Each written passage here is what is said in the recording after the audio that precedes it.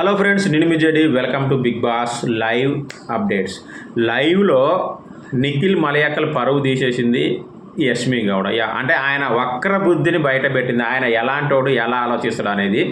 మరి ఈ మొత్తం చూశాక మీరే కామెంట్ చేయండి, ఆమె మాటలతో ఏకీభవిస్తారా లేదని చెప్పేసి.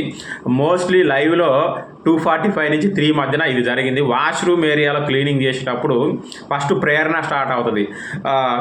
నిఖిల్ మంచి ఎడిటింగ్ మాస్టర్ అని చెప్పేసి, ఆ తర్వాత ఎమ్మటే యష్మి గౌడ్ అందుకొని నిజమే మామూలుడు కాదు, మాస్టర్ ప్లానరు, స్ట్రాటజీ ప్లేయరు, అంటే అన్ని ముందే అనుకోని అసలు ఎక్కడ ఎడిటింగ్లో ఏది వస్తుంది ఏది రాదని చెప్పేసి అలాంటి వాటితోటి ఈయన గేమ్ ఆడతాడు అని చెప్పేసి.